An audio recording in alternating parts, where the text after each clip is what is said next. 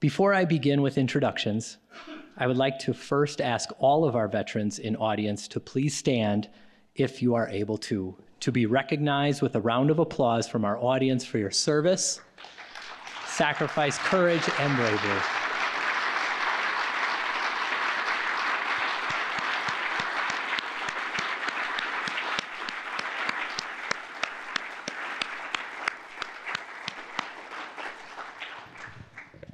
Mr. Ruben Roll, please do not sit down yet. And Mr. Elliot Kugler, please, where are you? Could you please stand up?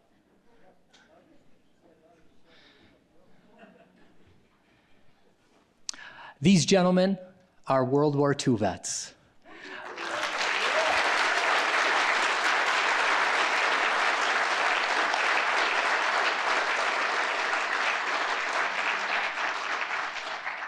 Mr. Elliot Kugler is 98, trying to catch up to Mr. Ruben Roll, 101.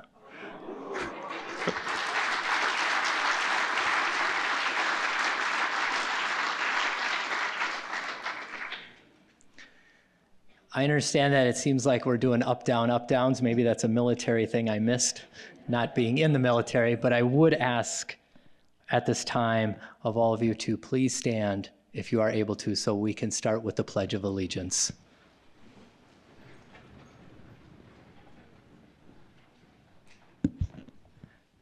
I pledge allegiance to the flag of the United States of America and to the republic for which it stands, one nation, under God, indivisible, with liberty and justice for all.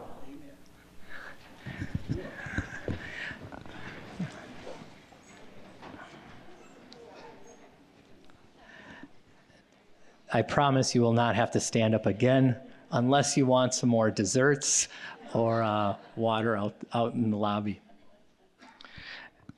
Every year, for many years, we, the Wausau community, have tried to make Veterans Day a special opportunity to bring stories to life, continue to learn, and never forget those who have sacrificed so much.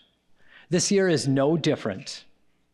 And when prepping the students of Edgar for our Veterans Day program of our special guests, we started with a math problem. I understand some of you might be a little uneasy with how math is going to go. I'll walk you right through it. There are currently 61 living Medal of Honor recipients. And as we all know, there are 50 states in the US. Many of us know that there are 72 counties in Wisconsin.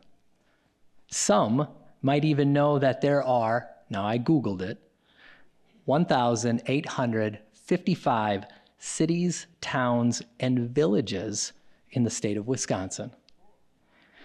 So when I walked my students in Edgar through this math problem, and I asked, what did that mean to have a family of a Medal of Honor recipient and one of the 61 living Medal of Honor recipients here on Veterans Day?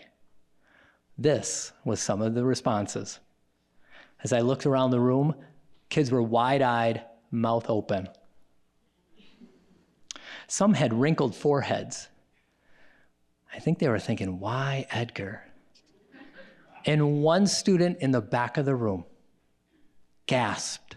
And I said, please, save some oxygen for me.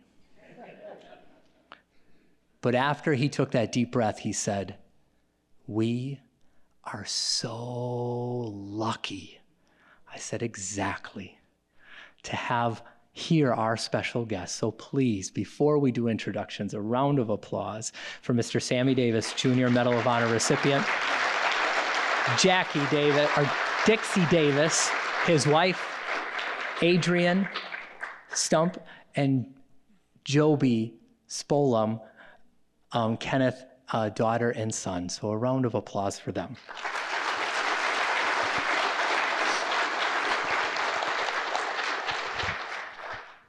Every day in my Prius, I thank my lucky stars that I get to be a teacher in Edgar.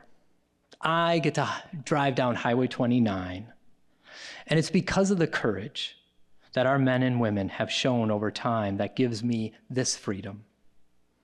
This event was supposed to happen a few years ago with Kenneth Stumpf and Gary Wetzel. However, things came up and it had to be postponed until today. As sad as I am that Kenneth is not with us anymore and that it didn't work out for Gary to be here, I do feel some joy that today we are blessed to have Kenneth's daughter, Joby, and son, Adrian. We are also blessed to have Sammy Davis Jr. and his wife, Dixie. So it is my honor and pleasure to introduce our guests. Kenneth Stumpf has a quote: "Veterans have provided you with great opportunities. Set goals, believe in yourself, and let God be your point man." As I said before, here today is Adrian Stumpf and Jody Spolum, the son and daughter of Kenneth Stumpf, Medal of Honor recipient from the Vietnam War.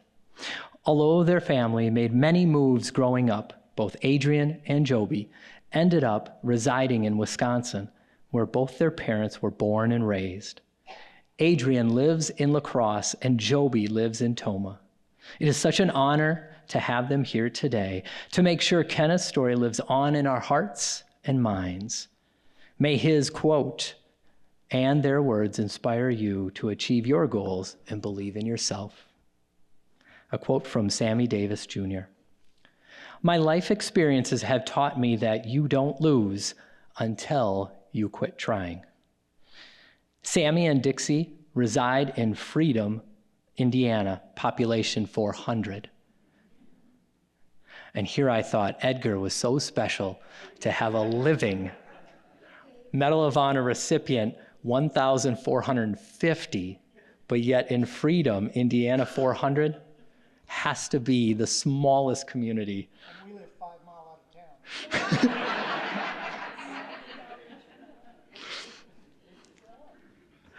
Sammy and Dixie have 4 kids, 18 grandchildren, and 4 great-grandchildren.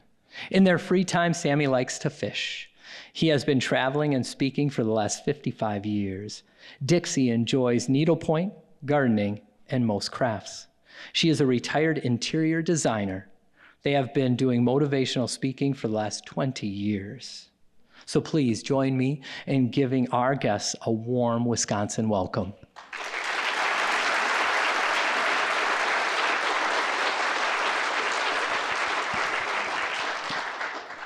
We will start with Joby and Adrian with a PowerPoint, and then we'll watch Kenneth's story, and then we'll have Sammy Davis and Dixie Davis then after show their story, and we'll have questions. So please.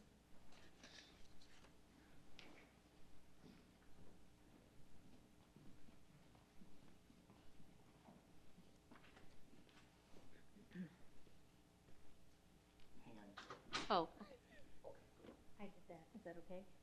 Okay. All right. Do you want to start? Okay. Thank you very much for having us here. Again, my name is Joby Spolum, and my brother Adrian Stumpf. And our father was Kenneth Stumpf, a Medal of Honor recipient here from Wisconsin.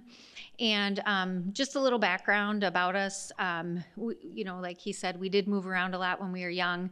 And we didn't really know our dad was a big deal when it comes to the military when he was, you know, when we were younger, because he was just our dad. We didn't know he was brave or anything or had a Medal of Honor at that point in time. But we did move around a lot, and we'll tell you a little bit of stories as we go through. But both of us did end up in Wisconsin. My parents, our parents retired. My dad retired from Fort McCoy. That was his last duty station. And they settled in Tomah, Wisconsin and lived there until both of them passed. And I still live in Tomah, and I actually work at Fort McCoy also. So it's kind of a full circle moment for me growing up with the military and now working almost 25 years at Fort McCoy working for the military. So my brother has done a lot of different things in his life too, and he ended up in La Crosse, Wisconsin. And then we have an older brother who did go into the military right after high school, and he lives in Virginia. I'm going to have you do this part. Go ahead. Okay. So sorry, I'm kind of reading off to the side here, but this slide here just talks about the Medal of Honor and how it is awarded. You must have 2 sworn eyewitness statements, and it must be approved by the President of the United States. And I must preface some of this slideshow. I do not have a master's in history. I consider myself kind of the family historian. So as these slides are going through and I'm mentioning some things, I highly encourage anybody to go on to Wikipedia or do a little bit more rabbit hole diving. If I may potentially misrepresent some of the information, because the history of the Medal of Honor, just as an award, has a very long history, and it turns left and right in lots of different places. So to come to the same conclusion over and over again, it's just not possible with this particular award. So. But the medal as we know it today, highest award for valor in combat. Essentially, we are saying that the enemy shot at an individual, and that individual mustered the bravery to do something above and beyond the call of duty. You are not expected to run out in a hail of bullets to save a comrade. That is a lot of the stories of Medal of Honor recipients, particularly the contemporary ones. So again, that is the current criteria, if you will, for the medal, and this is all very surface level information at this point. So hit the next one, yep. So there's currently 3,519 recipients, 60 are living, 1 female recipient, that's Mary Walker from the Civil War. 19 double recipients. Now, the 19 double recipients is kind of interesting just because there was a time in our history that you could receive the Medal of Honor for the same action for the Army Medal of Honor and then also the Navy Medal of Honor. So I believe 17 of those 19 represent that. The individual received the Medal of Honor from 2 different branches, but for the same action. I believe there's only 2 of those double recipients that were actually 2 separate events that led them to having 2 Medals of Honor. The youngest was 13. It was a drummer boy in the Civil War. And there's only 1 from the Coast Guard. His name was Douglas Monroe from the Pacific Theater in World War II. Some information that's not on there that I personally find fascinating. Again, I was the family historian, and I really just got into absorbing as much information about this stuff as I could.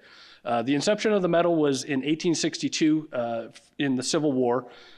There's an 80-year span approximately from the country becoming America after we fought Britain for our freedom before we established the Medal of Honor.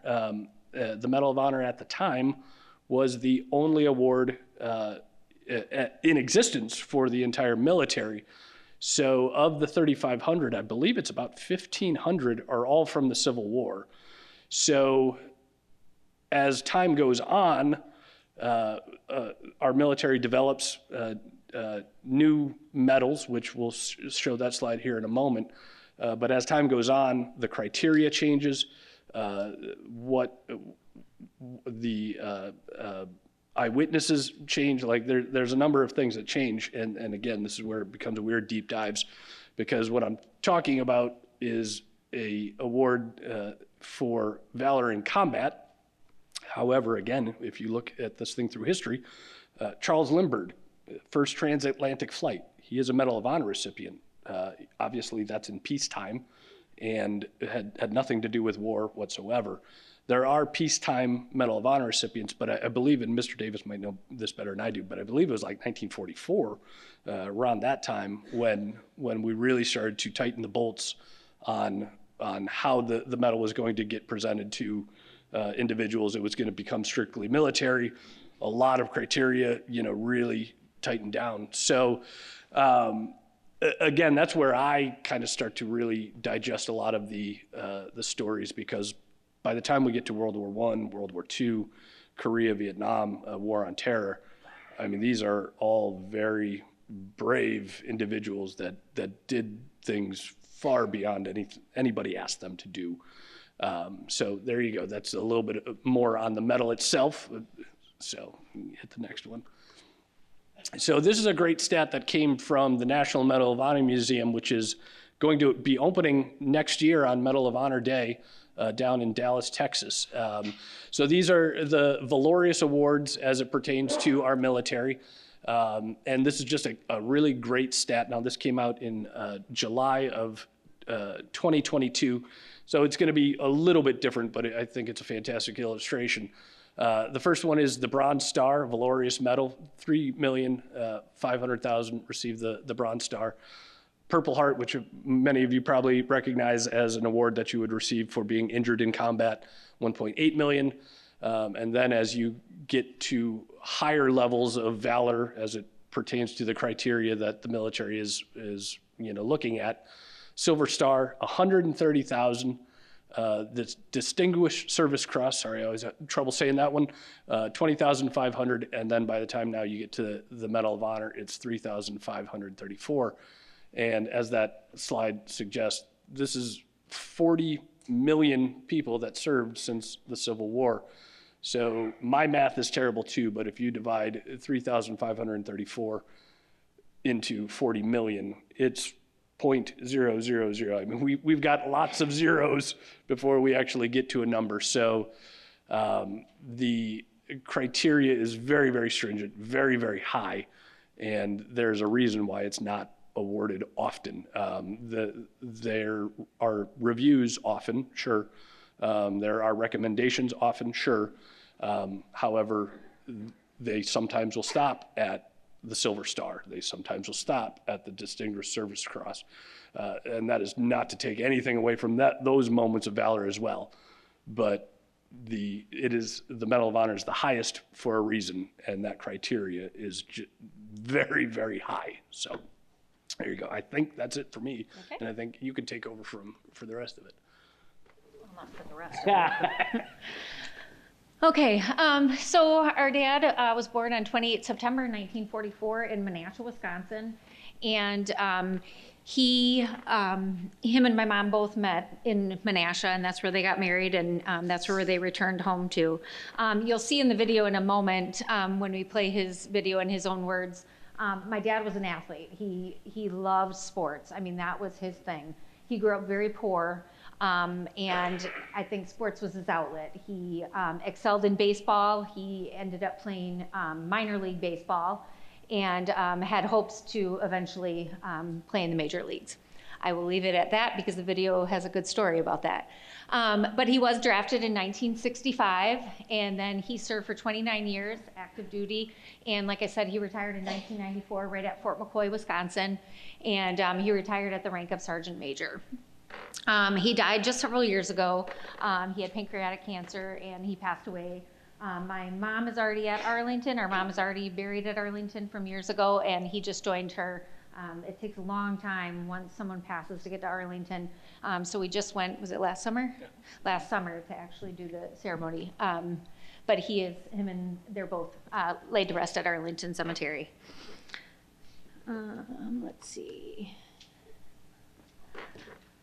The tours that he did in Vietnam, 14 September 1966, he actually went back, he got drafted and then went to Vietnam, ended up receiving the Medal of Honor and asked to go back to Vietnam. So he did several different tours there. You can see the last one was the 69 to 1971, but the actual action that he was awarded for was on 25 April, and that in Vietnam, he was 22 years old, so still a very young man, and he was a squad leader at the time. When my dad would speak at schools, everyone would ask, "Did you ever get wounded?" And my dad would say, "Yep, I got shrapnel right here." And so when we were little, we always thought it was really funny because we had to go to airports a lot and fly places, to get to new bases and stuff. And we always thought it was the funniest thing because we thought, he's not going to be able to get through the little x-ray machine because he's going to have to get scanned down or something like that. But he did also contract malaria when he was there. But otherwise, he really was very lucky to only have shrapnel in his, Did you want to say anything more about I wanted you to talk about the the three. One of the things I just wanted to say about my dad is, again, I kind of said that, we didn't really know that he was a big deal in the military until we got a little bit older. When I was a sophomore in high school, we lived in Illinois. He was stationed at Fort Sheridan, Illinois. And Medal of Honor recipients are invited to the presidential inaugurations. So at that point, my dad had asked me, it was 1988, it was for Bush and Quayle, and he said, do you want to go to DC to this inauguration? I thought, oh my gosh, why would you be able to go to this? So it was really bizarre to me. Being a, sophomore in high school, I didn't really get it. But then we went, and, just the craziness of it all, and how much so many people were so appreciative, of the Medal of Honor recipients and what they've done. And it's amazing to me because if you ask any Medal of Honor recipient, like, would you do it again? Yes, because this is what we do. We took care of each other. And it really put a lot of things in perspective. And then I got to really figure out, what my dad did. And it was like, it honestly makes you proud, but it's still your dad, So it was really interesting growing up with him. We laugh a lot because, now that he's passed too, of course, the funniest thing we have is when we were growing up, we would have to do chores and things like that. Like we were even saying on our drive up here, how, Dad would really be the military person, the military dad and stuff like that. He wasn't strict, he wasn't, mean, but he was a military dad. And, if you had to do chores, you had to do your chores. And sometimes we'd complain and, well, why do I got to empty the garbages? Because it builds character. So the words, it builds character, we grew up with, and I cannot even tell you how many times we heard that. But it's kind of funny now because I have two kids, 17 and 20, and when they ask me, why do I have to do something, that's exactly what I said, because it builds character. It makes you a better person. So the next slide here is from the White House ceremony. So Dad was presented the Medal of Honor on the White House lawn by President Lyndon Johnson. And one of the things I like to say, so my dad, I told you he grew up poor. So he had 7 brothers and sisters, or 7 total of them, and mom and dad. So there was 9 people. They lived in a house in Menasha on Lake Winnebago, and they had 2 bedrooms for 9 people, and they did not have a bathroom. So they had an outhouse, and my dad used to tell me about it all the time, of course, because he walked, both ways to school, uphill and all that stuff. But he really didn't have, no running water. And, you think about that now, and it's just kind of amazing to me. I think he was in middle school or high school when they finally got running water in their house. So he did grow up very poor. But the reason I tell you that is because I think when my dad was able to go to the White House ceremony, his mom and dad and some of his sisters and brothers were able to join him. And for them, being a very poor family, to be able to go out to the White House and visit the White House and, kind of obviously get, really doted on and stuff like that. I think that was a really cool thing for his mom and dad. I think my grandma and grandpa just thought that was really neat. So, anything else? Yeah, so sorry, my sister reminded me of something that I was asked to kind of touch upon. When we talk about the Medal of Honor, I say this as family, I guess, and children, of the direction it took us. Like, Dad always talked about sacrifice, and it was always humility too. He didn't earn the Medal of Honor because of who he is. He earned it, and he wears it for the men and women that did not return. He would always talk about the 3 gentlemen that he saved, which you're going to see that story here in a moment. But there were also 3 men that fell that day, and he would talk about them too: Latimer, Lawler, and Pratt. And that was the sacrifice that I think he kind of always expected us to remember their legacy as well, because here are 3 gentlemen that did not return, 3 families that were destroyed because of war. Is not glorifying, it's horrifying. And for one person to be awarded the highest medal there is for valor, it's because things went drastically wrong. There was nothing good about that whole situation. So when we would go to the wall, we would see Latimer, Pratt, and Lawler. And as per my earlier comments about the criteria, one of the gentlemen that recommended Dad for the Medal of Honor, his name is Joseph Cadillo, who's a company commander. He was KIA about 2 weeks after he had wrote his report recommending my dad for the Medal of Honor. So we've always had a really intimate experience with the Vietnam War in particular, but just our veterans, because there's so much more to just going over there, or whatever we want to call it nowadays, but to remember each one of them. And on the wall, there's 58,000 names on that wall. 8 of them are women. I think that's enormously important. It's Black, white, Mexican, indigenous people, Asian American. Like, the names are all representative of who we are as a country, and 58,000 of them gave the ultimate sacrifice. So days like today, honoring our veterans is fantastic, and remembering everybody's sacrifices just been something that was instilled in us. So just wanted to pass those comments along before we went into the video. Mm-hmm. And the one last thing I just wanted to say was, after our dad passed, people would say, like, what did you remember most about him? What do you think most about your dad? And honestly, it was his generosity. This man, he would give money to everybody. So every year he hooked up with the Toma Police Department, and he would give them a couple of $1,000s to go take kids shopping for Christmas, and he would never want his name on there. He just wanted them to be taken care of.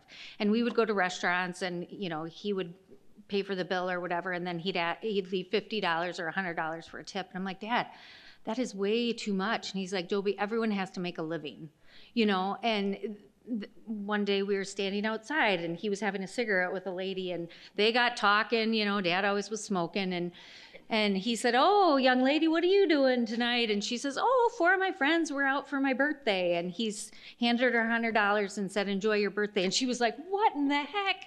And I don't mean it in any way, but just to say that's what he loved to do. He'd go down to the dog shelter and give them money and things like that. That's what I remember more.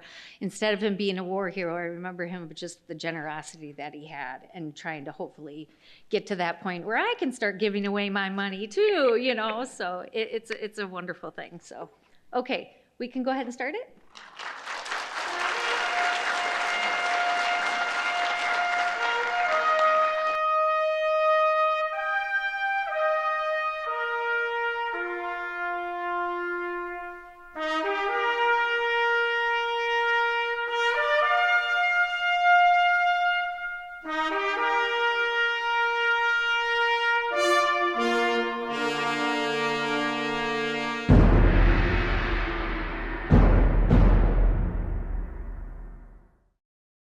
When you're young, and we all had dreams about, being a big star and whatever. Mine was baseball.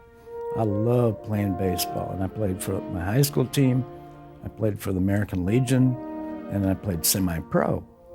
We had a semi-pro team in our city, and it was just getting around spring, and they were doing the draft.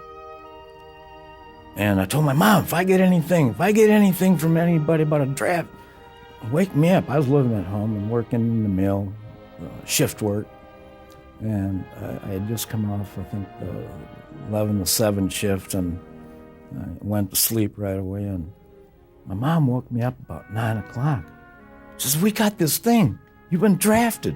And I said, you're kidding me. I said, by who? I said, the Army. I said, Mom, the Army don't play baseball. I said, geez. Wisconsin native Ken Stumpf was drafted into the Army in September of 1965. 1 year later, he arrived in Vietnam. Early in 1967, the U.S. command began search and destroy missions in order to break the communist stronghold in the area of Quang Ngai Province. On April 25th, Stumpf was taking part in one of these missions. A helicopter, a gunner, had shot and killed a North Vietnamese, and they think they wounded the other one, and he crawled into a spider hole. And Captain Cadillo told me to take my squad and to try to find this dude. So we walked about 100 meters or so, and all of a sudden, Jesus, my God, the firing started. I went running back through the ditch. I get coming around the corner of where the vegetation was, and one of the guys ran smack into me. And he told me that 3 of the guys were hit real bad and there's a bunker complex. So we went, the 4 of us then went into the ditch. And we just fired away. But all the time, my thoughts were of my 3 guys. My thoughts. I had gone probably 2 or 3 times up over like vegetation a little bit, and all of a sudden, wow, they're in the trees, they're in bunkers, vegetation, they're in spider holes. And I used to carry a sandbag full of hand grenades on my back, on my harness. You know, and people thought he's crazy. You know, he gets shot in the back, he'll blow up like crazy. And probably 2 hours, I had thrown every single one of my grenades, and I was down to 2 magazines. And I told my guys, I says, I'm going in and get my men. And I said, do what you can do. You know, but they couldn't fire because of vegetation. I didn't know where they were at. But I was lucky again. I guessed right. And my mind and everything was like a blur to me. And I ran, and it was probably only like 15 or 20 meters from where I started running. And they were all laying, the 3 guys, 2 of my new guys. Bush, Hernandez was my 2 new guys, and White was my old timer. I seen White and the other ones, but White was like hurt the most. So I slid under him, and if I learned anything in basic training was the fireman's carry.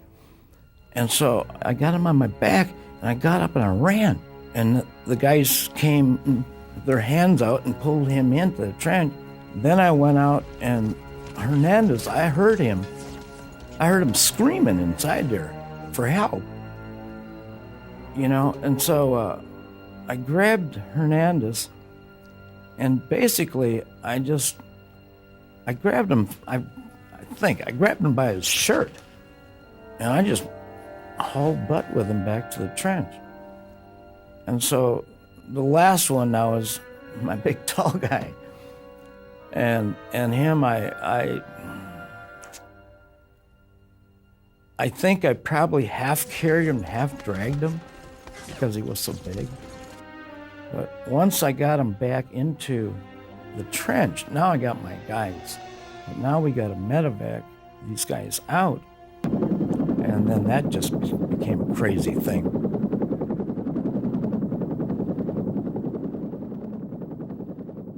Captain Cadillo, he called in fire support and got jets to come in and blast and blast and blast. And so I ran up to where we started. Now, a lot of the vegetation, palm trees and stuff was blown up. And I could start seeing bunkers. Now, I'm kind of mad now. I'm mad because not only did I lose my 3 in the initial contact, I had lost the other 3 in the fighting. So they're gone. So I don't have a squad. I'm not answering to nobody. You know, I'm not going to be with the squad. I'm just going to do what I can do, and I was mad. So I told Captain Cadillo, give me some grenades. And I put them in my pocket. And then I started running through the jungle areas, and you see the bunkers, and I just started throwing grenades into the front of the bunker.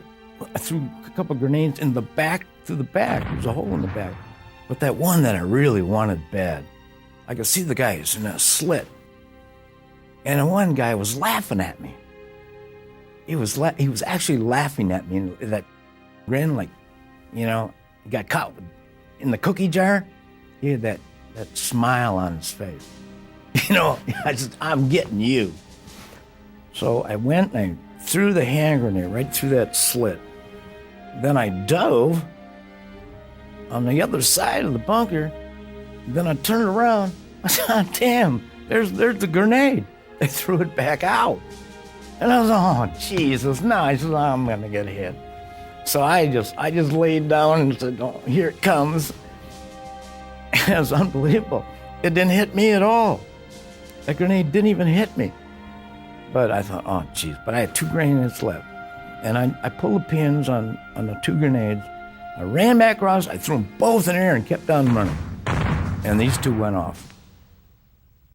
Whatever happened, the rest of them all left or whatever, it ended there. I had gone through training at the 25th Division Training Center in Pleiku, Vietnam. And I remember the instructor saying, and he had this Chi-Com, potato masher, whatever, grenade. He was holding up. He said, if you jump on one of these to save your buddies, he says, you're going to get the CMH. And he said, casket with a metal handle. So I kind of stuck. I never thought about CMH as being Congressional Medal of Honor. It didn't even dawn on me. What the heck? Casket with metal handle. I thought, gee whiz. And I was chow was brought up to us at nighttime, and I was a squad leader, so I was ate last after everybody, including the other platoons. And I was going up the line, and I heard 2 guys. One guy said, hey, see that guy over there? He's going to get the CMH. And I turned around, and I thought about, what the hell are they talking about? And then I said, geez, they're looking at me. I'm thinking, oh, shit, are they? What do I want a casket with a metal handle for? And then it kind of dawned on me later, that maybe a day later, that I had been recommended for the Medal of Honor. There was 4 others that were going to be decorated that day. It was awesome. I've always said, I didn't do anything above and beyond the call of duty. What I did was my duty. I had to do that. I mean, if I would have been out there and if I would have kept on walking point like I was, and I walked that 15 steps to the trench and then 5 more steps around the corner, it would have been me. And somebody would have came and got me. I just know it. That's just the way we were. And so it was a responsibility, that I had to my men.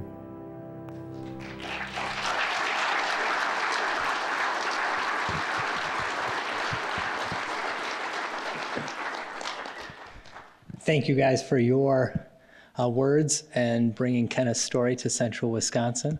I hope your hands are not sore, because we are going to watch Sammy Davis's video, and then we'll have some conversations with our guests today. So sit back and relax, and here is Mr. Sammy Davis's story.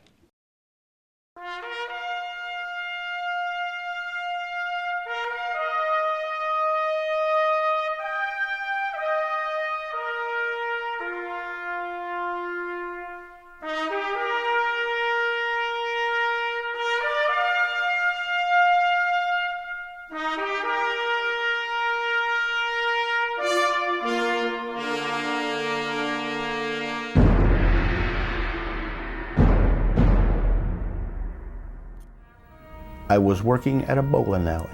I ran the restaurant at a bowling alley, and we had a television, and there came a very short clip of the president putting the Medal of Honor on Roger Donlon. And he just, standing so tall and so straight. And now, because of the military people in my family, I was very aware of what the Medal of Honor was. And I thought, wow, when I grow up, I'd like to be a soldier like him. In 1965, after finishing high school, Sammy Davis enlisted in the Army. His father had been an artilleryman during World War II, and he volunteered to do the same. Upon the completion of training, he requested to be sent to Vietnam. Our job was to provide close and continuous support to the infantry. That's the artilleryman's job. So we would sometimes have to fire almost continuously for 8 or 10 hours. As long as the enemy was attacking our infantrymen, you had to do your job. And then you may lay around for a day or 2 days and not do much. Then you cleaned everything and painted everything and polished your bullets. Sergeant James Gant from Lansing, Michigan, he was the meanest sergeant I ever seen in my life. And he would make us take each bullet out of our clip every night before it got dark and polish it. He was just a bitter old man. Sergeant Gant was 27 years old. You know, he was just a bitter old sergeant, and that's why he was picking on us. On November 18, 1967, Davis's unit was airlifted to a tiny island in the Mekong Delta near Kai Lay, Vietnam. American infantrymen were already heavily engaged in the area when Davis and his fellow gunners arrived. So we landed at 8 o'clock in the morning. As soon as we spread the trails on the 105 howitzer, we started firing. And we fired the weapon all day. Just before dark, the enemy broke contact, so therefore we were able to quit firing. And a helicopter, one of our helicopters came in and sat down, and a major got out. And he said, your probability of getting hit tonight is 100%. So prepare yourselves. He got back in his helicopter and away he went. At 2 o'clock exactly, and I remember because I looked at my watch, we heard mortars sliding down the tube, which is a very distinctive sound, and to hear them sliding down the tube, you gotta be pretty close. And I said immediately, I said, well, when did we move in mortars? And Hart said, we didn't. The mortars were just raining down. And at 2:30 exactly, the mortars quit.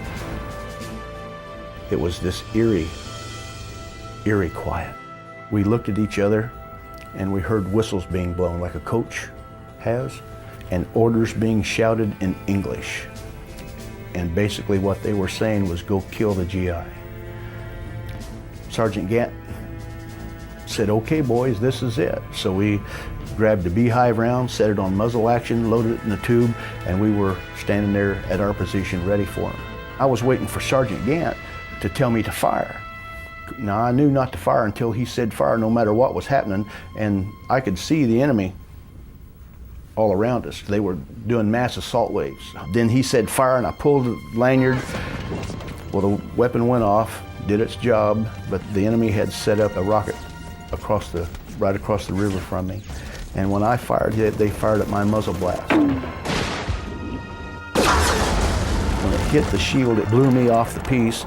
It also hit Sergeant Gant right in the chest. And the last thing I can remember was Sergeant Gant just disappearing into the darkness. Well, the enemy started turning my howitzer around, supposedly to turn it and fire it at our guys. If I'd been awake, I would have known that our next gun back was going to fire a beehive round. Standing rule is you never let the enemy take control of the weapon. You know, common sense. But I was unconscious. So when the enemy started picking my howitzer up to fire it, Bill Few from Rising Sun, Ohio, fired the beehive.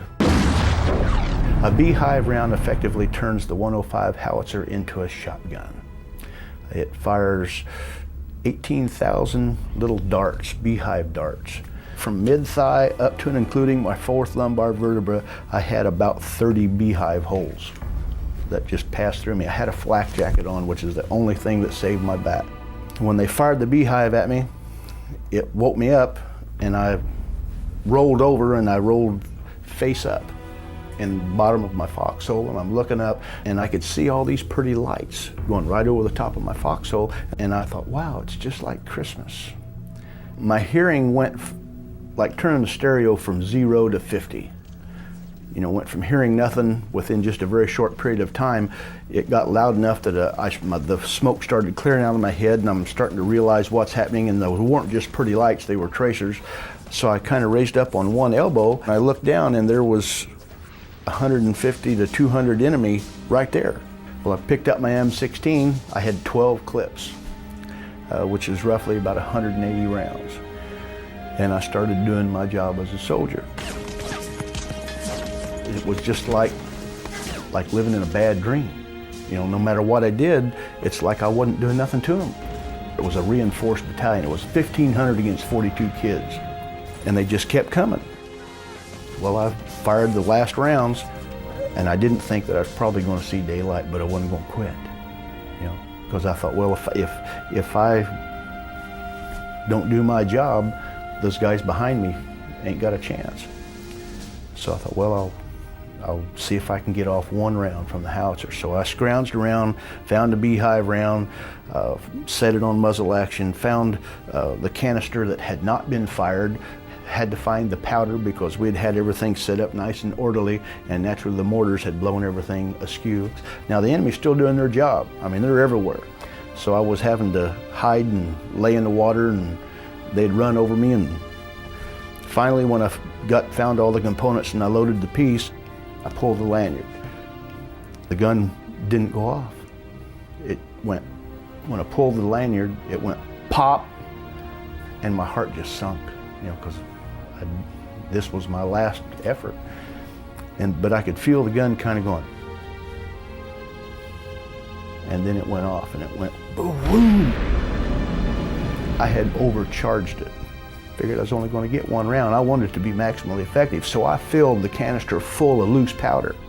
Later they told me, says, yeah, man, we thought that you had rigged up some kind of big flamethrower or something because of all that wet powder. That's why it didn't go off immediately. Well, I was still alive. I thought, well, maybe I can get off one more round. Well, I one more rounded it until I had heard someone across the river shouting, "Don't shoot, I'm a GI." And I seen Gwendell Holloway, my brother, standing up waving these boonie hats saying, "Don't shoot, I'm a GI." And I said, my God, somebody's got to go get him. By this point, my body was in real feeble condition, and I knew I couldn't just run down there and swim across the river. So I thought, well, I'll find an air mattress. That's what the Army had given us to sleep on. So I crawled down to the river, swam across the river, stashed the air mattress in the bushes, and started making back to where I'd last seen Gwendell standing. There was a foxhole there. And instead of just one man being in it, there were 3 men in it. Well, I knew I didn't have the strength to make 3 trips. It had taken me about 45 minutes to make that trip over to that point. And I was just getting so tired. So I asked the man above to give me the strength to carry all 3 of my brothers at one time. Despite his massive injuries and the unremitting ferocity of the Viet Cong attack, Davis made 2 agonizing trips across the river, shuttling his wounded companions to relative safety. They pulled Jim up on the bank and started doing what they could for him, and I started crawling back to help Bill Few's guys when I came across my Mino Sergeant Gant. About half his body was in water, had this big hole in his chest, and he couldn't talk, but he picked his hand up. And I thought, my sergeant wants me to hold his hand. So I kind of crawled up and I grabbed a hold, and I still was hoping that he was going to tell me what to do next, you know. And I grabbed a hold of his hand and I looked down in his eyes. The light bulb that comes on in your head that your daddy always told you about, the light bulb came on. All these things that he had, you know, polishing the bullet, the beehive round, setting the time fuse on it, setting out in 100-degree heat with a blindfold. Sergeant Gant shared with us the things that he knew was going to help us survive. And when I looked down in his eyes, I knew that he didn't hate me, that he loved me. You got to love somebody a whole lot to pick on them and teach them things. Jim Deister was one of the last people that we loaded on the helicopters. He was with our dead. The medic in the helicopter seen a bubble come up through the chest wound that Jim had in his chest. He'd been shot in the chest also. And took his stethoscope off and put it on his heart and had a heartbeat. And Jim Deister is alive and well today, living in Salina, Kansas. I got to hold Jim Deister's grandbabies. What an awesome feeling, knowing that if I hadn't done my job when I was just a kid, that this precious little thing would not be here. There were 11 of us left standing that morning out of the 42 that started. 12 counting me. The other 11 men are the men that put me in for this.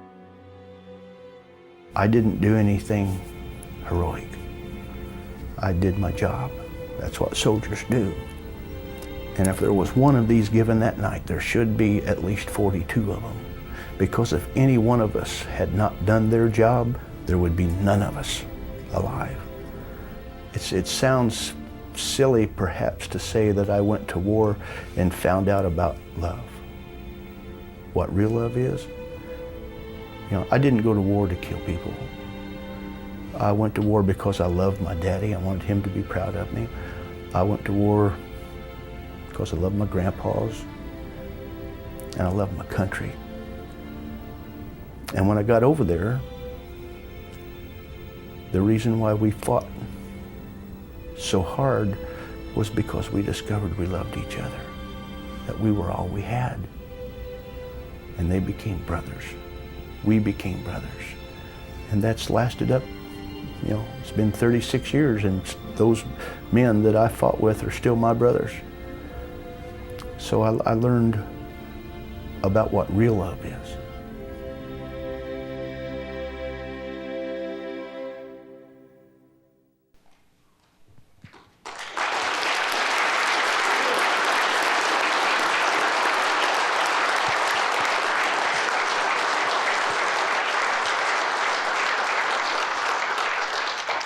Amazing. Yes, sir. And I know you are ready to talk. I know they enjoy questions and stuff like that. Would you like to say a few words before, or would you like me to run around and stretch my legs out and answer?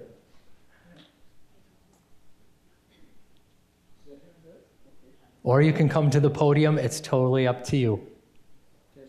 You got to turn it. Or here, you can use mine. There you go. Testing, testing. Testing. There it is. Just took a second. All right. We're good. You're good? Yes, sir. All right, so I will run around. And what I'll do is I'll give you a mic to ask your question. I will answer any question that you have. And then I'll find the next person with my other mic, and I'll keep going back and forth. I got to work off some of those desserts that I had. So raise your hand, and let's make this the most. All the way in the back to start us off.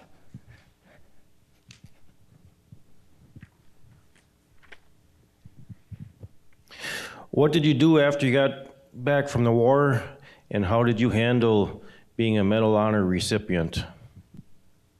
Well, when I came back from the war, I was stationed at Fort Hood, Texas, and General Westmoreland, William Childs Westmoreland, he put me traveling and speaking all over the world, actually. I went to every military post in the world, traveling and speaking.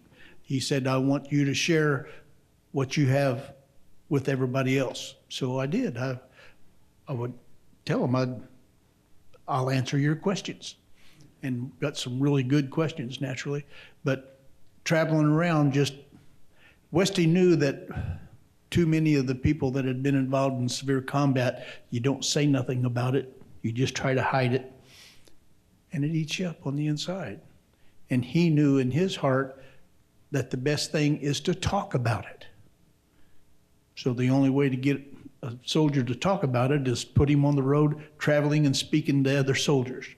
And I talked a little about it for a while, and then I kept adding more and then adding more and opening up to question and answer. Everybody wanted to know. So I told them what was in my heart. I told them the truth. And what did you do with the rest of your life then? What did I do with the rest of my life? Well, I went to work at Champion Laboratories in West Salem, Illinois. Andy Granatelli, anybody remember Andy Granatelli? He was an old race car driver. My dad worked there, and him and Dad had become friends. And Andy said, well, I'll give your son Sam a job. So I went to work. I knew a little bit about tool and die. And I went to work in the machine shop at Champion Laboratories and worked there for about 4 years. And my health kept deteriorating more and more. I went to work at a power generating station because it was going to be less work for me. And I worked there until I was medically retired. I worked there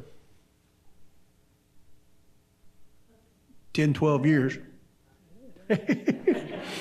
Well, one of the things is my memory's not there as like it used to be. Anybody else got that trouble? But I worked at Champion Laboratories for 10 or 12 years, and then, at the power generating station for 10 or 12 years, and then they had to medically retire me. I couldn't get around. I've had I got more metal in me than most Toyotas now. Because that's how they fix. I've got 9 inches of steel down, 9 inches of steel up in my knees. I got metal in my back. It's going through the airport screen is really fun. I have a story about you. The only reason I'm here and talk with Sam is just to correct him when he's wrong. Like any good wife. When he was still in the military, he begged General Westmoreland to not send him home. He needed to go back out of the hospital. He needed to go back. It's not your turn. He needed to go back and touch those other guys that were still alive. And he went back on crutches with, back then it was glass IV bottles were taped inside the crutches, and that's how he let him go back. The only thing he could do was be a cook. And at first, the only thing they'd let you do is hand out sliced bread, right? That was about all I could do when I first got back, was I hand out homemade bread, and I'd slice it and hand it to the troops when they come through the line. But now he does like to cook. He likes to make soup. But he always makes it for 100. Well, that's what all the recipes in my heart are. They're for 100 people. And once he made grass soup for the children. No, bug soup. Bug soup, yeah. They were thrilled. As I try to tell the kids, hey, you can eat almost anything. And bugs don't make a bad soup if you put enough salt on it.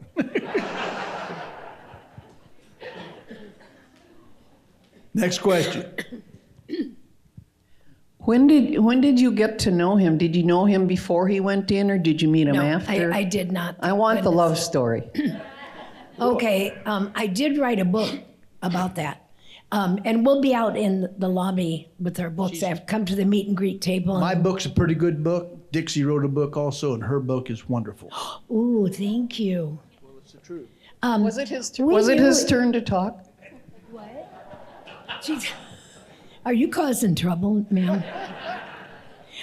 We actually knew each other for a very long time. I lived in Texas. I was married to a Vietnam veteran who was a hospital corpsman. And he was also an entertainer, so a lot of times he was entertainment where Sam was speaking. Martin and Holiday was their group, and Martin and Holiday played at every veterans reunion in America, and I would be the speaker, and so we got to be brothers. Well, he died from Agent Orange cancer. He had throat cancer, and for a professional singer, it was rough. But Sam would help us. You know, when your spouse is sick, you'll try anything. And we went all over the country looking for things that would cure him. And Sam usually would know somebody, and he would just help us. And he lived in Illinois, and we lived in Texas. Well, Tim passed away, and 4 years later, Sam's wife, Peggy, passed away from cancer. One day, I got an email. We were very old-fashioned, an email that said, "Dix, how you doing?" And I looked at the computer, and I thought, what's he want? And but when your spouse dies, nobody wants to talk about it. So, and he knew I'd been through it, so he asked me, and of course I asked all about Peggy and her treatments, and he was able to talk about it. Just like he said earlier, you get that out and it helps you to heal. Well, we just kept writing to each other, and got caught up on our families. And then he was cleaning his desk. And I always smile when I say that because I think that's the only time he ever did it, at one time. And he's really neat and clean, but he's a stacker. Anyway, a Post-it note fell out of a phone ledger, and in Peggy's handwriting it said, "Call Dixie," and it had my phone number there. So he called me, and we laughed and laughed and laughed, and he laughs like one of those, it's an old cartoon dog. That's it, yeah. So I laughed at him laughing, and he asked me, that's when the stalking began, I think. He asked me if I was going to Skidmore Freedom Fest, and that's in the northwest corner of Missouri. And I had 5 years of medical bills, and I was working 3 jobs, and I really just didn't have the money to go. But and then Michael, Tim's singing partner, was going to be there, and he always put Tim's microphone up, even though he had passed away, and it was just hard. So I kept making excuses, and Sam finally called one day, and he said, "Okay, if I pay for your plane ticket, will you go?" And I said, "Okay." So we re-met there after, 12, 15 years we hadn't seen each other. And a year later we got married there on stage we had a really big cake. And there were like 2,400 people there. And so our next anniversary is number 20. So that's been and then, there's probably not a person in this room who hasn't gone through something terrible in their life. I know these 2 kids have. And it's just, bad things happen. And you have to learn how to get through them. And I think that God has plans for us that we don't pay attention to most of the time. And I'm glad I did, because even though Tim and I and Peggy and Sam, we had good marriages, but with each other we found something even more than what we had. So Peggy and I were married 36 years, so Peggy spent 36 years training me for Dixie. She didn't get none. So anyway, all the details are in the book, because he's a very, very romantic man.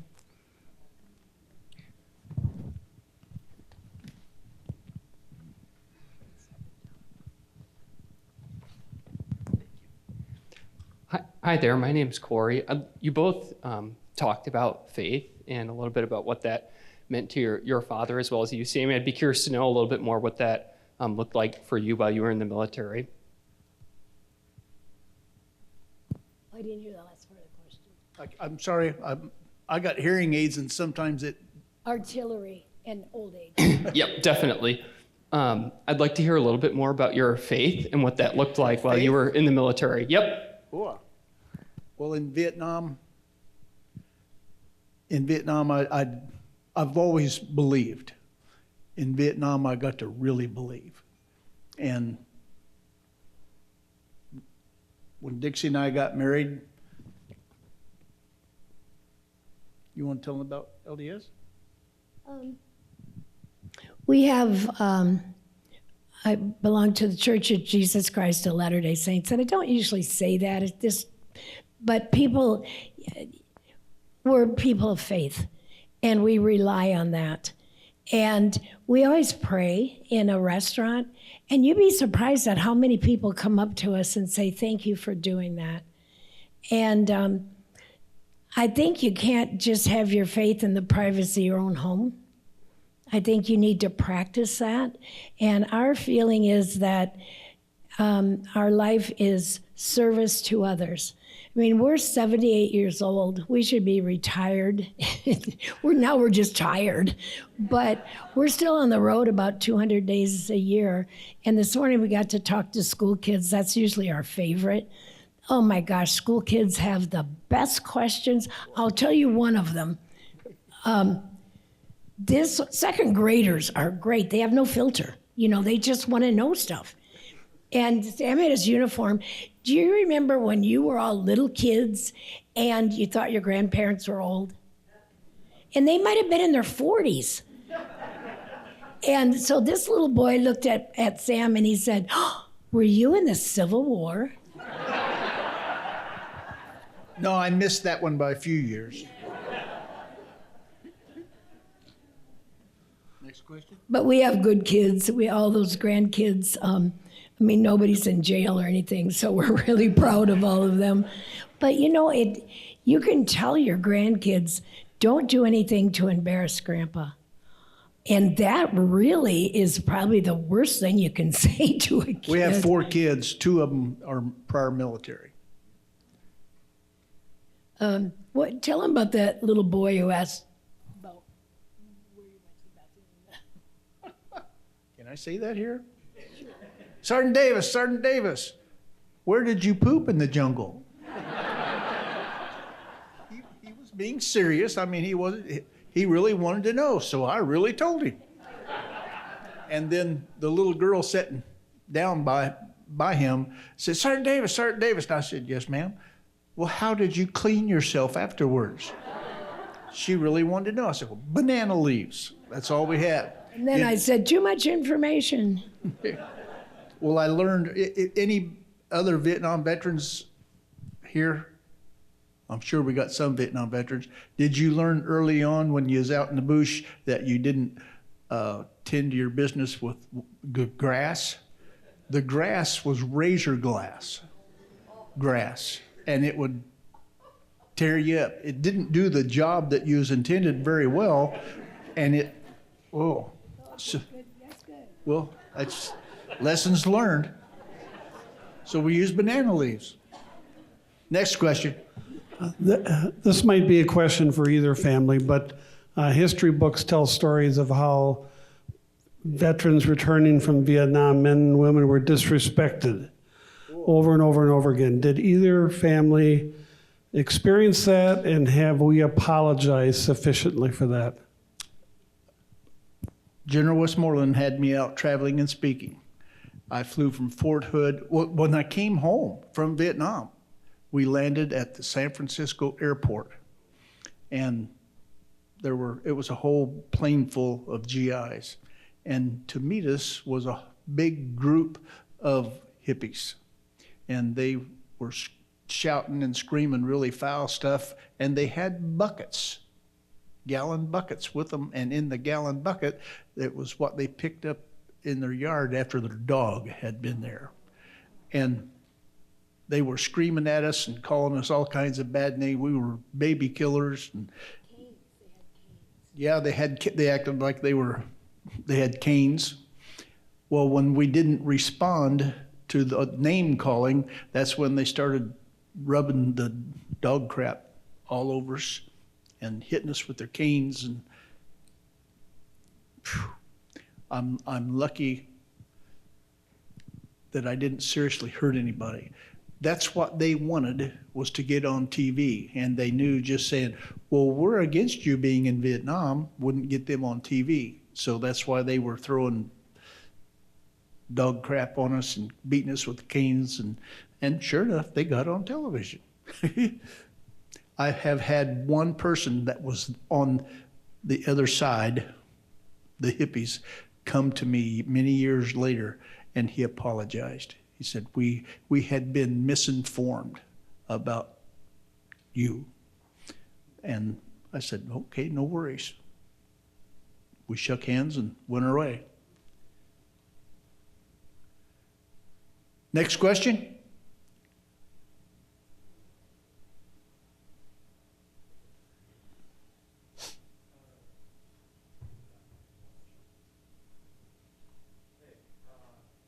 Testing? Okay. How did your family or any of your relatives react when you got the Medal of Honor? Well, my mama's daddy, John Haley, was still living. He was a World War I veteran. My daddy's daddy, he was Spanish-American War, and he had just passed. We all got to go to Washington, D.C., and they were there to see me receive the Medal of Honor. And I can remember standing up on the little platform with President Johnson and watching my dad and my grandpa's faces and my mom's. And it was just, wow. It was awesome. It was awesome. It was a good thing. But his mom said, Sammy Lee has never been the same since that damn war. Yep. I'm hoping it was for the better, though. Well, the lessons that I learned in Vietnam has helped me be a better person. Being a Medal of Honor recipient has helped me be a better person. I think if I had not earned the Medal of Honor, I'd have probably been a horse thief or something. But because of the respect and the love that I have for the Medal of Honor, I would never do anything that would bring discredit to it. So I have always tried to live my life and stand a little taller, and it's worked on the most part. I think you had mentioned earlier about your dad was humble. And I think that applies to every Medal of Honor recipient. I think they're all, there's only 60 of us. It's real hard to be a wannabe because we all know each other and we know each other's families. And but they're all just very humble guys. And the thing you hear most often, and I bet you guys did too, is that I don't think I did anything that great. I was just doing my job. I did for my brothers what I knew in my heart they would do for me. Cool. Yes, sir. Thank you for your service and sacrifice. I guess I'm wondering on the Medal of Honor, after you win it, do you get any special treatment as a soldier on active duty? Would you have had to gone back if you wouldn't have wanted to? They did not let me go back after I received the medal. Kenny Stumpf did. He served for how many years? Yep. Active duty, 20-some? 29 years active duty. Now you they can stay do in not the let military, them. you just can't go into combat. Yes, and there was oh my gosh. If you guys get Sam book, open the center where all the pictures are. I recently found 2 letters that he had written home to his mom. I put them in the remake of that book. They had to write home as soon as you were like conscious again.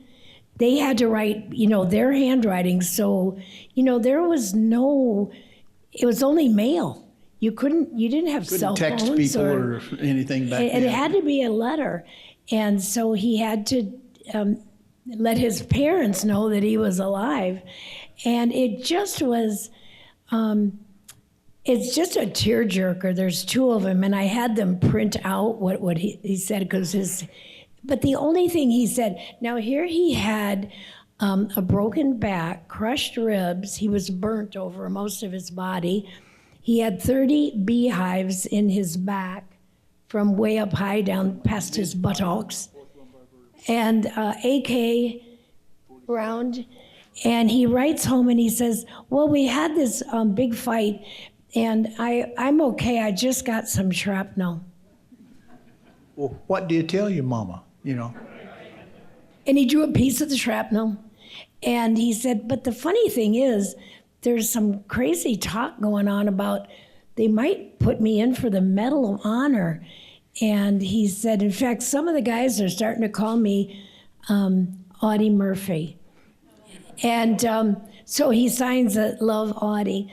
The second letter was a couple of months later, I think.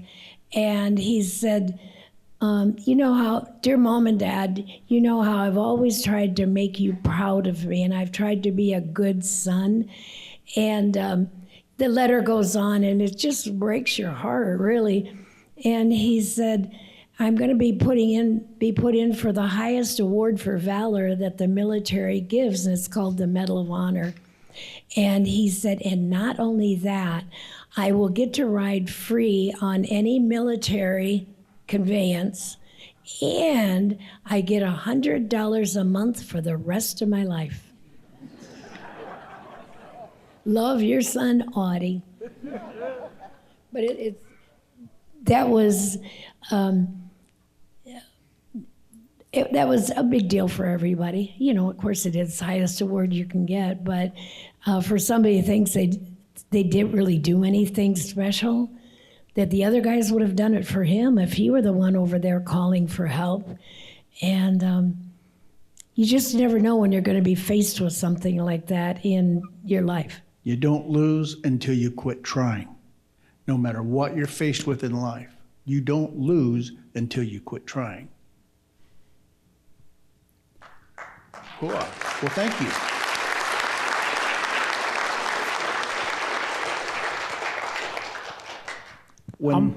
How many years of active service do you have? 18. Thank you. Of all the things that I learned in Vietnam, I learned how to play the harmonica. And the reason I learned how to play the harmonica was because my mama sent me one, because I had not been writing home to her as often as she thought that I should be. I think it'd been like 3 weeks since I'd written a letter, and she got a hold of different people, and they got a hold of the Red Cross, and they got a hold of the Department of the Army in Washington, D.C., and they got a hold of my captain in Vietnam about me not writing a letter. So I didn't know nothing about this, but I'm sitting in my foxhole, doing my job, watching, making sure the enemy weren't trying to sneak up on us, and my captain come up behind me and he said, "Private Davis." I said, "Yes, sir." "You haven't been writing home to your mother." Well, I had been, just not real often, you know. And he said, "You will write home to your mother every day, and it has to be at least 3 sentences." So what do you write about when you have to write home to mama every day? Well, I wrote, we were down in the extreme south, water everywhere. We had millions of baby ducks, and I've always been a farm boy. I love to see the little ducks, and they'd, you know, stand up on their head to get a worm or whatever they're eating in the bottom, and their little feet would be sticking up. Well, I'm not an artist, but I would draw a picture of them doing that. Every day I had to write a letter, and I'd say, "Mom," I would describe what the duck was doing. Well, after a few weeks of Mom getting letters every day about ducks eating and similar stuff, she thought I was bored. So she sent me a harmonica. Well, I didn't know how to play it. I stuck it in my pocket. Well, one of my sergeants, Johnston Dunlap is on the wall. Sergeant Dunlap came up to me and he said, "Private Davis." And I said, "Yes, Sergeant." He said, "Play Shenandoah for him." He was from Shenandoah Valley. And I didn't want to, he was E6, I was private. And I didn't want to tell him, "Well, I don't know how to play Shenandoah."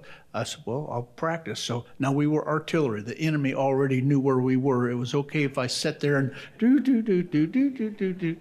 I'd been in band in high school. I played drums, and Shenandoah had been one of the songs that we played, and it was a beautiful song. So I'm sitting there in my foxhole watching, you know, playing,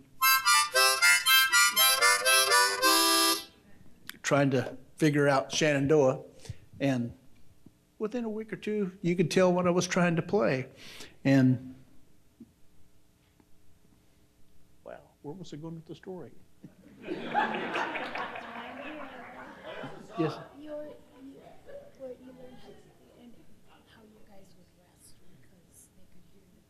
Oh, yes, thank you. Sorry, Agent Orange. But, old age. Yeah, old age.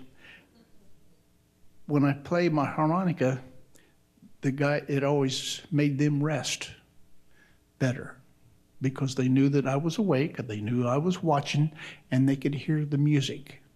Now, one of the really cool things, in 2016, we got to go back to Vietnam with one of the men that I swam across the river for and his wife, Rita, Jim Dyster and Rita, Salina, Kansas, and we had our State Department set up with their State Department a meeting. And there were 5 of the enemy that were there the night that I earned this. And the first hour sitting at this table, there was, I don't know, 12 or so of us sitting at the table. And the first hour, they didn't speak any English. So they had an interpreter. Well, after an hour, I told them that I don't hate you because you were the enemy. I was just a soldier doing my job. And I seen their eyes go like this to like that. That's when I knew they understood English. And they said, that's how we feel. We don't hate you because you were our enemy. We were just soldiers doing our job. And we came together that morning as former enemy. When we left that evening, we left as brothers. It was good. It was very good. But I would play Shenandoah all the time. I mean, I got to know several different songs, a lot of different songs. But Shenandoah was the favorite that my guys like to listen to. When we gather today, that's one of the first things. When we all get together in the same room, one of them will say, Sam, you bring it with you? And I'll bring my harmonica out. And they'll say, play it. Shenandoah just helped their heart and their soul. So I want to play Shenandoah for y'all here tonight. I hope that it finds a place in your heart and hope you feel better. Now, imagine this sound coming through the jungle at 2 or 3 o'clock in the morning. We were artillery. They already knew where we were, so it didn't make any difference. And I would sit there and play this song, Shenandoah.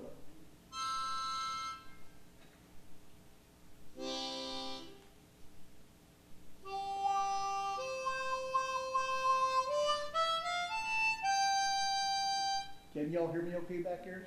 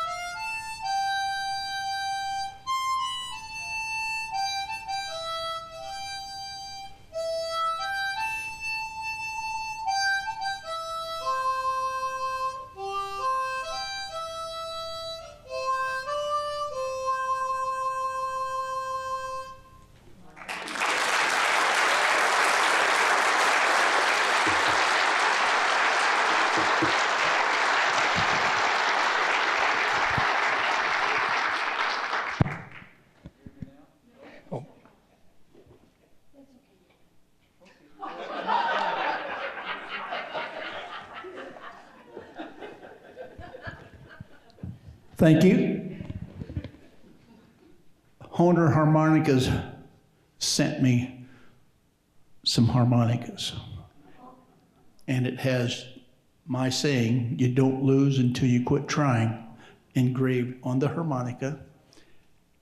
And my name, Sammy Davis. And this young lady sitting right down here has captured my heart.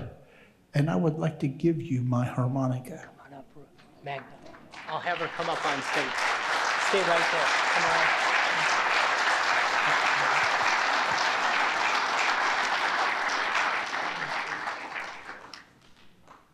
She is part of our tomorrow.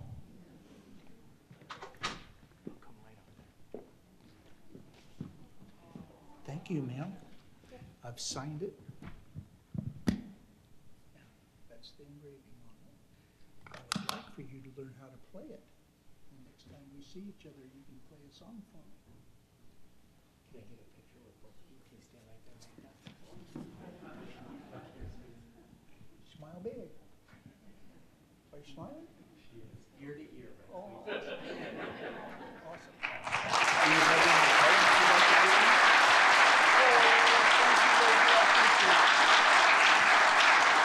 Very proud of her. She is part of our tomorrow. God bless her. Thank you, brother. Any more questions? Just one, Sam. Yes, sir. I noticed you have one stripe for overseas. medevac? No, the other arm. Yes. The right arm. Yes, they wouldn't let me Where go were back. you, what happened after you were medevac from the field? Where did you go? Camp Zama, Japan. Yeah, you went, but before that, where'd you go? To Third Field Hospital in Saigon. Saigon? Yes, sir. And then to. But I was unconscious. And I think they said I was there for 3 days, and I woke up in the hospital in Camp Zama, Japan, and I didn't know where I was. General Westmoreland came to Camp Zama, Japan, and gave me the handful of beehive darts that they had pulled out of my backside. I was wounded the same place Forrest was. Yeah. When was your trip then back to the States, and where did you? Well, the hospital in Japan was going to retire me and send me home. And General Westmoreland and I talked, and I said, I need to go back and be with my brothers. And he understood. He was a combat veteran from World War II, and he understood. So he got me back to Saigon, to the hospital, and the deal was, as soon as I could walk, I could go back to my unit. I walked in about a week. Not real well, but I walked, and it still hurts like, yeah. Did you go back to the Delta? Yeah, I went back to my unit. My guys welcomed me back and took care of me, and I couldn't do nothing because of my injuries. So that's where they made me a cook. Yeah, sliced bread. Yep, I sliced bread. Hua. Yes, sir. When you, who approached you, or from Hollywood, when they posed you onto Tom Hanks in Forrest Gump? Did you have to talk to anybody for that? I think we just got a phone call. Wasn't it just a phone call, Dex? Well, they let me know, just lightly. I did not make a penny off Forrest Gump. Seriously, as a Medal of Honor recipient, I am public domain. Now, I did get to become very good friends with Gary Sinise. Gary Sinise is like a brother, seriously. He's the most patriotic man I have ever met in my life, and we know Tom Hanks. Yes, sir. Yes, sir. Has anyone ever since Forrest Gump came out, has anyone ever told you the line, "Run, Forrest, run"? Oh, yeah. Oh, yeah. I get that a lot. Run, Forrest, run. I wished I could. Any more questions? Okay. How about another round of applause for our special guests? Thank you, brother.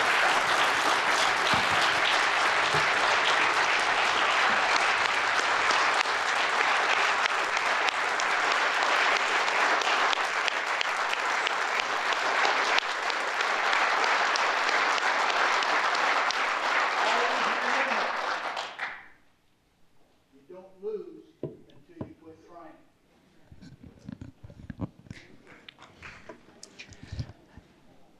Before we leave, there are two groups that I would like to say thank you to. We honored our vets at the beginning. We honored our World War II vets. And there's a group, just like your mother, that sent a harmonica. The first group that I would like for a huge thank you is to all the parents, spouses, siblings, family members, and friends who have showed and continue to show their support to our servicemen and women through letters, cards, phone calls, and care packages with a harmonica, or in my family's case, 2 cans of Point beer. Your support and love kept all those serving going through their tough times and darkest moments. What you wrote, what you said, and some of the items you sent brought out their biggest smiles and warmed their hearts, because they could feel your love no matter how far away they were. So a round of applause for all family members that support our veterans and servicemen.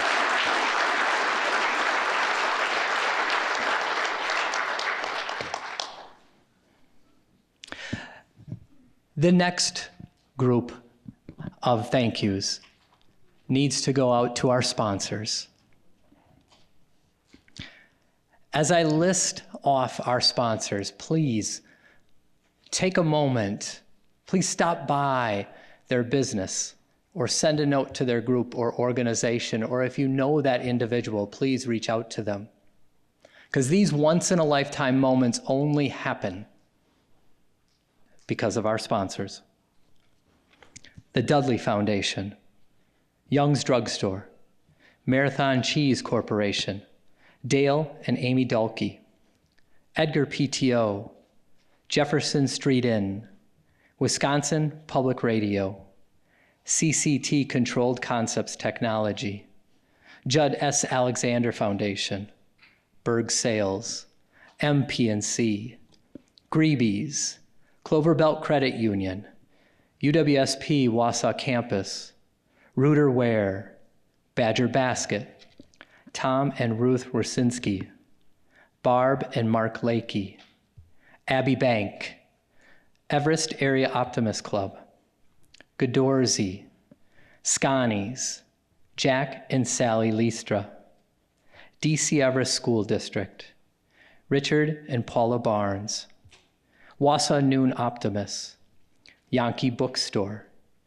Mary Radke Bauer and Don Bauer, Edgar VFW, NWA Northwestern Wisconsin Associates, Edgar Lyons, Fenwood Lyons, BAME Insurance, Terry and Colleen Gerink, David and Darlene Vecina, WPS Wisconsin Public Service Foundation, Lead Car Toyota of Wausau, Corey Miller and family, the Flatham family, Edgar Area Educational Foundation, Covantage Credit Union, the Edgar FFA alumni, Bartels and Pease Ltd, in memory of Daniel J. Merkus, the Mint Cafe, DeJong Consulting LLC, Montgomery Plant Dudley Post 10, Edgar American Legion, the Edgar School District, B.A. and Esther Greenheck Foundation,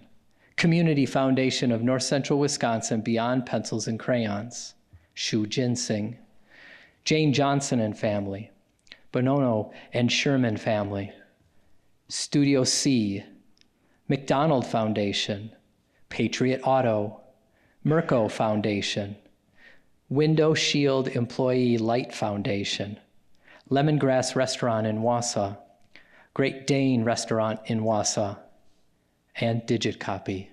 Please, a round of applause for all our sponsors.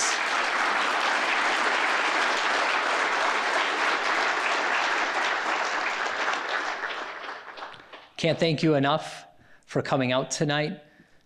Wish you all the best in Thanksgiving holiday season. For our hunters out there and our drivers, be safe with the deer. And again, please, on the tables, if you wouldn't mind grabbing a bookmark. We do have a program coming up in March, I'm super excited about, to kick off our track season. And also, too, there are more books for sale. There's also Kenneth Stumpf's citation, if you would like to take that home. And there are a few more desserts. So please, hang around for a while if you may. But thank you again for coming. Have a great evening. Happy Veterans Day. Thank you to all.